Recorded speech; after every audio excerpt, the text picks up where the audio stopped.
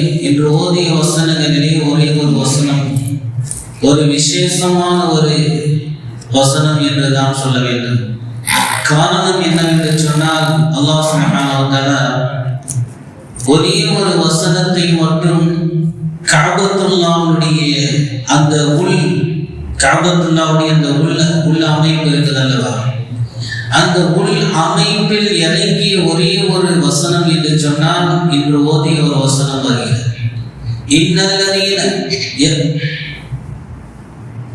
இன்னல்லதீன யுதூனல் அமானத. அல்லாஹ் ரப்பல் ஆலமீன் அந்த ஆயத்திலே சொல்லி காட்டுகின்றார், உங்களுக்கு அல்லாஹ் ரப்பல் ஆலமீன் கொடுத்திருக்கக்கூடிய அந்த அமானிதத்தை நீங்கள் நிறைவேற்றுங்கள். வைதா ஹக்கம்தும் பைனன் நாஸி அன் தஹ்குமு பில் அத்ல் இன்னல்லாஹு லிம்மா யஇதுக்கும் இன்னல்லாஹு கான ஸமீஅன் பஸீரா என்ற இந்த ஒரு ஆயத்தை அல்லாஹ் ரப்பல் ஆலமீன் விசேஷமாக கஅபத்துல்லாஹ்வுடைய உள் பகுதியில் இறங்கப்பட்ட ஒரே ஒரு ஆயத். ஏன் இந்த ஆயத்து இறங்கிச்சு, எதனால இறங்கிச்சு என்று அதனுடைய வரலாறுகளை நாம் பார்த்தோம் என்று சொன்னால், ரசூலுல்லாஹி ஸல்லல்லாஹு அலைஹி வஸல்லம் அவர்கள் மக்காவை விட்டு மதீனாவிற்கு செல்கின்றார்கள். மதீனாவிற்கு செல்கின்ற பொழுது அல்லாஹ்வுடைய உத்தரவை அவர்கள் ஏற்றுக்கொண்டு ஹிஜ்ரத் செய்து அவர்கள் கிளம்புகின்றார்கள். கிளம்புகின்ற பொழுது யோசனை வருகிறது, கஅபத்துல்லாஹ்விற்கு சென்று 2 ரக்காத் தொழுதுவிட்டு செல்லலாம் என்று பெருமானார் ஸல்லல்லாஹு அலைஹி வஸல்லம் அவர்கள் கஅபத்துல்லாஹ்விற்கு வருகின்றார்கள். கஅபத்துல்லாஹ்விற்கு வருகின்ற பொழுது அப்போ அந்த கஅபத்துல்லாஹ்வுடைய பொறுப்பாளியாக சாவி கொடுக்கப்பட்டு சாவியுடைய உரிமையாளர்களாக இருக்கக்கூடிய உஸ்மான் இப்னு தல்ஹத்துல் அஜபி என்று சொல்லப்படக்கூடிய ஒருவர், அவரிடத்தில் பெருமானார் ஸல்லல்லாஹு அலைஹி வஸல்லம் அவர்கள் போய் கேட்கிறாங்க, எனக்கு கஅபத்துல்லாஹ்வை திறந்து விடுங்க, 2 ரக்காத் நான் தொழுவதற்கு எனக்கு அனுமதி வேணும் அப்படின்னு சொல்லி கேட்கிறார். அப்போ உஸ்மான் இப்னு தல்ஹத்துல் அஜபி என்பவர் சொல்றாரு, அதெல்லாம் முடியாது, கஅபத்துல்லாஹ் என்ன செய்ய முடியாது, திறக்க முடியாது, உங்களுக்கு எல்லாம் என்ன செய்ய முடியாது, திறக்க முடியாது என்று அந்த நேரத்துல ரசூலுல்லாஹி ஸல்லல்லாஹு அலைஹி வஸல்லம் இடத்துல அந்த மனிதர் சொல்லிட்டாரு. அப்போ சொல்லும் பொழுது ரசூலுல்லாஹி ஸல்லல்லாஹு அலைஹி வஸல்லம் திரும்ப ஒரு வார்த்தை சொல்றாங்க. என்ன வார்த்தை சொல்றாங்கன்னு சொன்னா, இன்னைக்கு நான் கேட்கக்கூடிய இடத்துல இருக்கிற கையில சாவி உங்களுடைய கையில இருக்கு, ஆனால் உஸ்மானி ஒரு காலம் வரும், அந்த காலத்தில் கஅபாவுடைய சாவி என்னுடைய கையில் இருக்கும், நான் யாருக்கு கொடுக்க வேண்டும் என்ற முடிவை நான் தான் செய்ய வேண்டும், அப்படிப்பட்ட ஒரு சூழ்நிலை ஒரு காலம் உருவாகும் என்பதாக உஸ்மான் அவர்களிடத்திலே உஸ்மான் இப்னு தல்ஹத் இப்னு அஜபி அவர்களிடத்திலே பெருமானார் ஸல்லல்லாஹு அலைஹி வஸல்லம் அவர்கள் சொல்றார். சொல்லும் பொழுது அவர் என்ன செய்யறாரு, இப்படி ஒரு காலம் வருமா என்பதை பின்னால் அவர் யோசித்துக் கொண்டே இருக்கிறார். ஏன் சொன்னா, பெருமானார் ஸல்லல்லாஹு அலைஹி வஸல்லம் அவருடைய வாயிலிருந்து எந்த வார்த்தை வந்தாலும் கண்டிப்பா நடந்துரும் அப்படின்றது யார் விளங்கி இருந்தாங்க? குஃபார்கள் விளங்கி இருந்தார், காஃபிர்கள் விளங்கி இருந்தார். எந்த அளவுக்கு என்று சொன்னால், பெருமானார் ஸல்லல்லாஹு அலைஹி வஸல்லம் அவர்கள் சொன்னால் அது ஹக்கு தான், அவர்களுடைய தோழர்கள் சொன்னால் அதுவும் உண்மைதான் என்று சொல்லக்கூடிய அளவிற்கு மாற்றார்கள் எல்லாம் குஃபார்கள் எல்லாம் விளங்குகிறார். அதனால்தான் அந்த ஹிஜ்ரத் செய்து செல்கின்ற பொழுது ஷுஐப் ரலியல்லாஹு அன்ஹு அவர்கள் ஹிஜ்ரத் செய்வதற்காக வேண்டி செல்கின்ற பொழுது அப்பொழுது குஃபார்கள் எல்லாம் அவர்களை பிடித்துக் கொண்டார்கள். பிடித்துக் கொண்டு எங்க ஊருக்கு வெளியூர்ல வந்து எங்க ஊர்ல தங்கி எங்க ஊர்ல பணத்தை தான் சம்பாதிச்சு இங்கிருந்து எடுத்துட்டு போவியா, மக்காவுல இருந்து மதீனாவுக்கு எடுத்துட்டு போவியா, நாங்க விட்டுருவோமா அப்படின்னு பிடிச்சிட்டாங்க. அப்ப அவர் என்ன சொன்னாரு, ஷுஐப் ரலியல்லாஹு அன்ஹு சொல்றாங்க, இல்ல என்னுடைய வீட்டுக்கு பின்னால இருக்கக்கூடிய மரம் இருக்கு, மரத்துக்கு கீழே என்ன செஞ்சிருக்கேன், புதையலாக நான் தோண்டி புதைச்சு வச்சிருக்கேன், எனவே அதை எல்லாத்தையும் நீங்களே எடுத்துக் கொள்ளுங்கள் என்பதாக ஷுஐப் ரலியல்லாஹு அன்ஹு சொல்லிட்டு என்ன செய்யலாம், ஹிஜ்ரத் போறாங்க.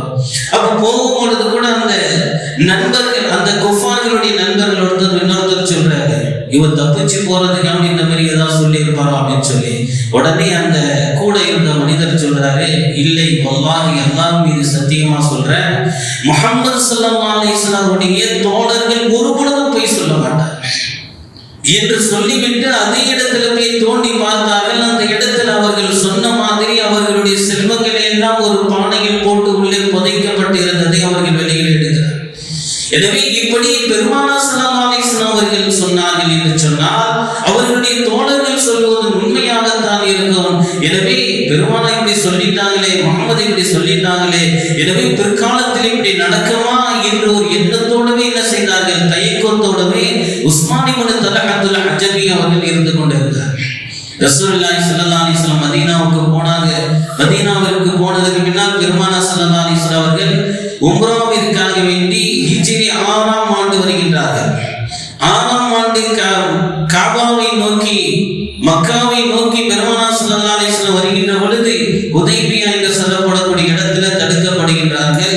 1400 சஹாபாக்களோடு பெருமானார் ஸல்லல்லாஹு அலைஹி வஸல்லம் உம்ராக்கு வந்தார்கள், தடுக்கப்பட்டார்கள். மீண்டும் அவர்களை திருப்ப மதீனாவிற்கு திருப்பி அனுப்பப்பட்டது. நீங்கள் இந்த வருஷம் என்ன செய்ய முடியாது, உம்ரா செய்ய முடியாது, அடுத்த வருடம் நீங்கள் என்ன செய்ய, மக்காவுக்கு என வாங்க அப்படின்னு சொல்லி என்ன செய்யறாங்க, குஃபார்கள் அனுப்புறாங்க. அப்ப பெருமானார் ஸல்லல்லாஹு அலைஹி வஸல்லம் அவர்கள் கடைசி ஒரு வழி இல்லாமல் பெருமானார் ஸல்லல்லாஹு அலைஹி வஸல்லம் அவர்கள் அதை ஏற்றுக்கொண்டார்கள்.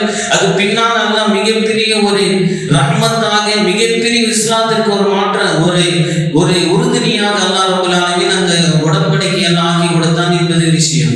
எனவே பெருமானார் ஸல்லல்லாஹு அலைஹி வஸல்லம் அவர்கள் அடுத்த வருடம் வருகின்ற பொழுது, மக்காவிற்குள்ளே வருகின்ற பொழுது ஃபத்ஹ் மக்கா என்று சொல்லப்படக்கூடிய பெருமானார் ஸல்லல்லாஹு அலைஹி வஸல்லம் அவர்களுக்கு மக்காவுடைய வெற்றியை அல்லாஹ் ரப்பல் ஆலமீன் தருகின்றார்.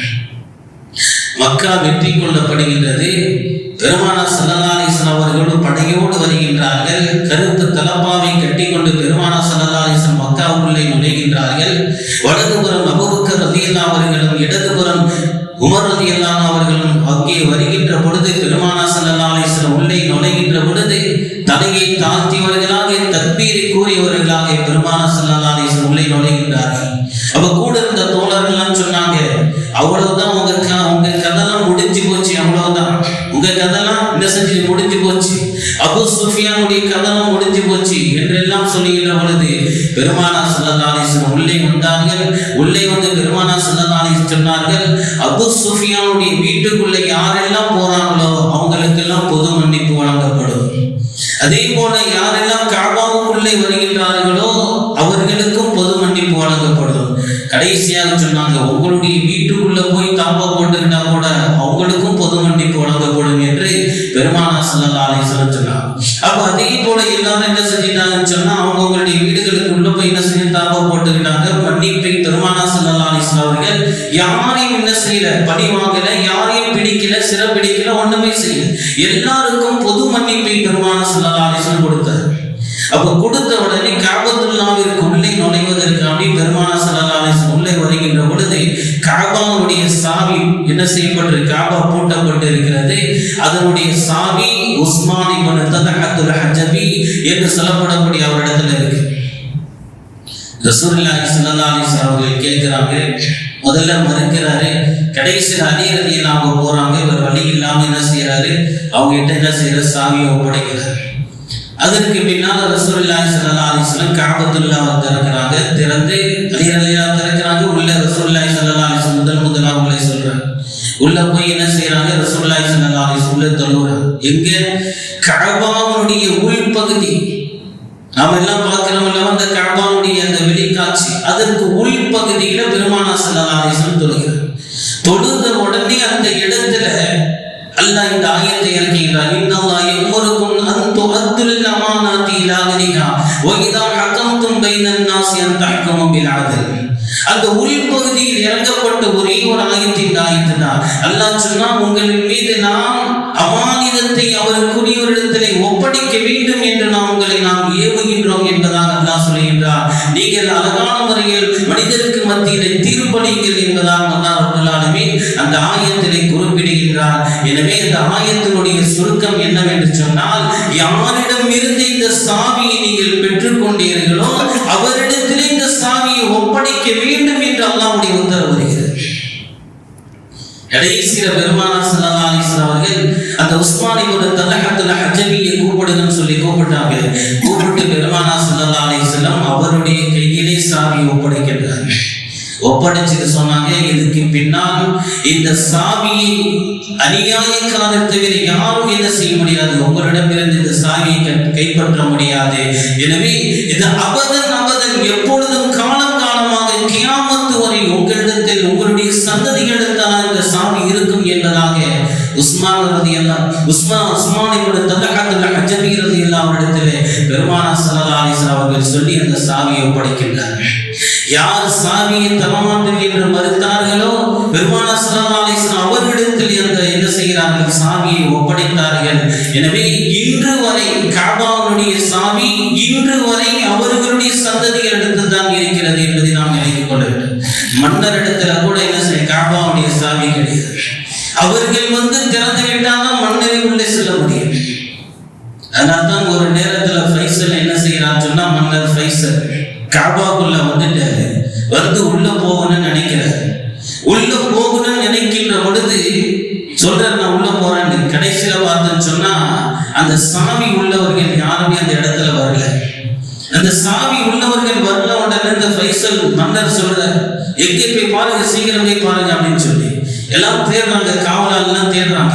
தேடி கடைசியில என்னது யாருமே ஆள் கிடைக்கலன்னு சொல்லி தேடி கண்டுபிடிச்சு அந்த வீட்டாளர்கள் அந்த சாவி பொடிக்கிட்டு வர்றாங்க.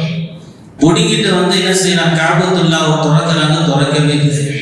யாரெல்லாம் ட்ரை பண்ணி பார்த்தாங்க, கடைசியில திறக்கவே இல்லை.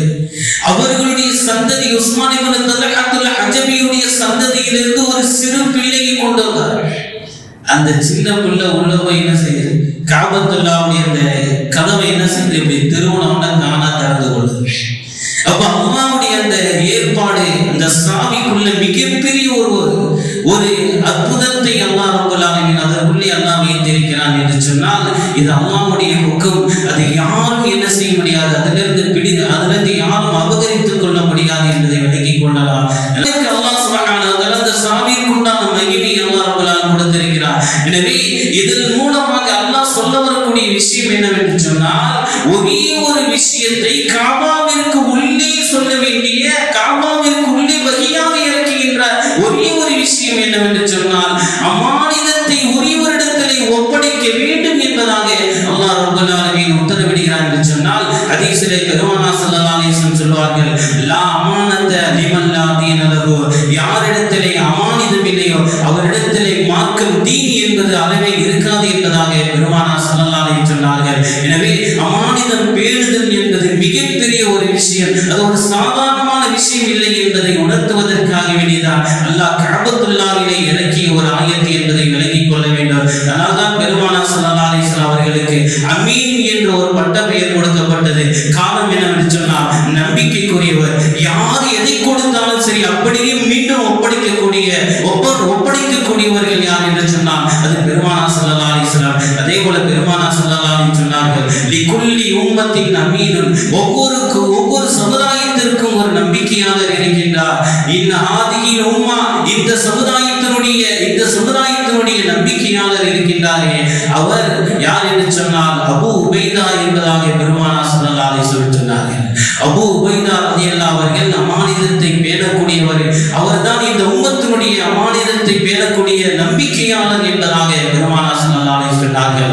அது அமானிதம் என்பது அன்பிற்குரிய பெருமக்களே, அது மிக முக்கியமான விஷயம். அது எந்த விஷயத்தில இருந்தாலும் சரி, வியாபாரத்தில் இருந்தாலும் சரி, ஏதாவது ஒரு தொழில் விஷயமாக இருந்தாலும் சரி, கொடுக்கல் வாங்கலாக இருந்தாலும் சரி, ஏதாவது ஒரு சொல்லி அமானிதம் என்று சொன்னாலும் சரி, எல்லா விஷயத்திலையும் அது பாதுகாக்க வேண்டிய பொறுப்பு இந்த சமுதாயத்தில் ஒவ்வொருவர் மீதும் இருக்கிறது என்பதை நாம் விளங்கிக் கொள்ள வேண்டும். அல்லாஹ் சுப்ஹானஹு வ தஆலா அந்த அமானிதத்தை பாதுகாக்கக்கூடிய தௌஃபீகை நமக்கு தர வேண்டும். அதே போல பார்த்தோம்னு சொன்னா அந்த ஹைபருடைய யுத்தத்தில் கூட பெருமானார் ஸல்லல்லாஹு அலைஹி வஸல்லம் அவர்கள் சஹாபாக்கள் எல்லாம் சேர்ந்து ஒரு இடத்துல என்ன செய்யறாங்க, அங்க கூடாரம் விட்டு தங்கி இருக்கிறாங்க. அந்த இடத்துல ஆடு மேய்ச்சிக்கிட்டு வரக்கூடிய ஒரு ஆடு இடையன், கருத்த நிறத்துல வரக்கூடிய அந்த ஆடு இடை வர்றாரு. அவர் பார்க்கிறாரு, எதுக்கு நீங்க என்ன கூட்டமாக இருக்கிறீங்க அப்படின்னு சொல்லும் போது அந்த இடத்துல சொன்னாங்க, என்ன சொன்னாங்கன்னு சொன்னா, எல்லாம் ஜிஹாதுக்கு வந்திருக்கோம் அப்படின்னு சொன்னாங்க. என்ன ஜிஹாதுனா என்னன்னு தெரியலையே, யுத்தம் செய்வதற்கான, போர் செய்வதற்காக இருந்திருக்கோம். அப்போ உங்களுடைய தளபதி யார், உங்களுடைய கேப்டன் தளபதி யார், அவரை நான் பார்க்கணும் அப்படின்னு சொல்லும் பொழுது அந்த கூடாரத்துல போய் பாருங்க அப்படின்னு சொன்னாங்க. என்னது, தளபதி கூடாரத்துல இருக்கிறாரா? ஆமா, போய் கூடாரத்துல போய் பாருங்க. அப்ப அந்த கூடாரத்துல போய் அந்த கருப்பையின மனிதர் போய் உள்ள போய் பார்க்கறத உள்ள போறாரு. அவர்கள் உள்ளே பெருமானார் ஸல்லல்லாஹு அலைஹி வஸல்லம் கூடாரத்துக்குள்ளே இருக்கின்றார்கள், பிரகாசமாக இருக்கின்றார்கள். அவரை பார்த்த உடனே அவர் கேட்கின்றார்கள், உங்களுடைய தலைவர் என்னை எல்லாம் பார்ப்பார்களா? கருத்து நிறத்தில் இருக்கிற என்னுடைய உடலெல்லாம் பெருத்து போய் இருக்கிறது. நான் ஆடுகள் மேய்த்து பாலைவனத்தில்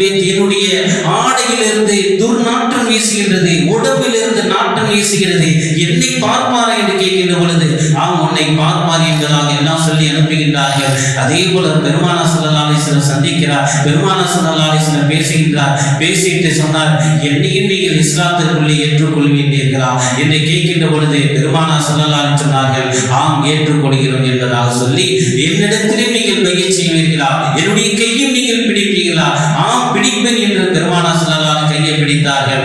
அந்த நேரத்தில் அவர் சொன்னார் பெருமானார் ஸல்லல்லாஹு அலைஹி வஸல்லம் சொன்னாங்க, நீ ஆடு மேய்ச்சிட்டீர்கள் அல்லவா, இந்த ஆட்டுடைய இந்த உரிமையாளர்கள் இந்த ஆடெல்லாம் கொடுத்து விட்டு அவருடைய அமானிதத்தை ஒப்படைத்து விட்டு அதற்கு பின்னால் நீ இஸ்லாத்தை ஏற்றுக்கொள், அதற்கு பின்னால் நீ ஜிஹாதிலே கலந்து கொள் என்பதாக சொன்னார். உடனே நான் ஆடு கிடைச்சிருச்சுன்றதுனால உள்ள இழுத்து போடல. சில பேர் பார்த்தோன்னு சொன்னா நமக்கு ஆள் கிடைச்சிருச்சு வாடா அப்படின்னு சொல்லி உள்ள இழுத்து போறோம்ல, அந்த மாதிரி பெருமானார் ஸல்லல்லாஹு இழுத்து போடல. ஹிதாயத் என்பது ஒரு மனிதனுக்கு கிடைச்சிருன்னு சொன்னா அது வேற ஒண்ணுமே நமக்கு தேவையில்லை. அது ஒண்ணு போது நம்முடைய வாழ்க்கையுடைய ஹயாத் வெற்றிக்கு இந்த ஹிதாயத் ஒரு மனிதனுக்கு நம்ம கொடுத்துட்டோம்னா அது ஒண்ணு போதும். அல்லாஹ் அதை கொண்டு நம்முடைய நேர்வழிக்கு போதுமானதாக, சொர்க்கத்திற்கு போதுமானதாக அல்லாஹ் ரப்பல் ஆலமீன் ஆக்கிடுவார். ஆனால் அப்படிப்பட்ட அந்த ஹிதாயத்தை கிடைக்கக்கூடிய அந்த நேரத்துல பெருமானார் ஸல்லல்லாஹு அலைஹி வஸல்லம் வார்த்தை என்ன தெரியுமா, அந்த அமானிதத்தை நிறைவேற்றி விட்டு வந்தால் உனக்கு நான் இஸ்லாத்தை நான் உள்ளே நுழைத்து விடுகிறேன் என்று பெருமானார் ஸல்லல்லாஹு அலைஹி வஸல்லம். அப்ப அந்த நேரத்தில் அவர் என்ன செய்யறாரு, அந்த ஆடுகள் எல்லாம் அந்த ஆட்டுடைய உரிமையாளரிடத்துல போய் என்ன செய்யறாரு, ஆடுகள் எல்லாம் ஒப்படைக்கிறாரு. ஒப்படைச்சிட்டு மீண்டும் வர்றாரு. வந்து பெருமானார் ஸல்லல்லாஹு அலைஹி வஸல்லம் களம் பிடித்து இஸ்லாத்திற்குள்ளே வர்றாரு. இஸ்லாத்திற்குள்ள வந்தவர் அந்த ஜிஹாதுடைய போருக்கு போறாரு. உடனே அந்த ஷஹீதாகி விடுகிறார். ஒரே ஒரு வக்து கூட கடக்கவில்லை. ஒரே ஒரு வக்து கடந்து போகல. காலையில 10 மணி போல அந்த நேரத்தில் அவர் இஸ்லாத்துக்குள்ளே ஏற்றுக்கொள்கின்றார். ஜவானுக்கு முன்பாகவே போருக்கு இந்த களத்திற்கு சென்று ஷஹீதாகி விடுகின்றார். நபிக்குரிய பெருமக்களே, பெருமானார் ஸல்லல்லாஹு அலைஹி வஸல்லம் சொன்னார்கள், ஹுவ ஃபில் ஜன்னah, அந்த மனிதர் சொர்க்கத்திலே இருக்கிறார் என்று பெருமானார் ஸல்லல்லாஹு அலைஹி வஸல்லம் இங்கிருந்து பார்த்து சொன்னார்கள். பெருமானார் ஸல்லல்லாஹு அலைஹி வஸல்லம் அவர்கள் சொன்னார்களே, அந்த மனிதர் என்ன அமல் செய்தார், ஒரே ஒரு வக்து கூட தொழுகல, ஒரு நோன்பு கூட வைக்கல, ஒரு நோன்பு வைக்கல, 2 ரக்காத் தொழுகல, எந்த அமலும் செய்யல, எதுவுமே செய்யல, நேரடியாக சொர்க்கத்திற்குள்ளே சென்று விட்டார் என்று சொன்னார். அன்பிற்குரிய பெருமக்களே, இப்படிப்பட்ட உயர்தரமான இந்த வாக்கியத்தை கொடுப்பதற்கு முன்பாக கூட பெருமானார் ஸல்லல்லாஹு அலைஹி வஸல்லம் அவர்கள் சொன்ன வார்த்தை அமானிதத்தை நிறைவேற்றியதற்கு பின்னால் இந்த ஜிஹாதிலே இஸ்லாத்திற்குள்ளே நீ நுழைய முடியும் என்பதாக சொன்னார் என்று சொன்னால், அமானித விஷயம் எவ்வளவு பெரிய விஷயம் என்பதை நாம் விளங்கிக் கொள்ள வேண்டும். அல்லாஹ் சுப்ஹானஹு வ தஆலா அமானிதத்தை பேணுதலாக இருக்கக்கூடிய நல்ல தௌஃபீக்கை நம் அனைவருக்கும் தந்தருள் புரிவானாக. ஆமீன் ஆமீன்.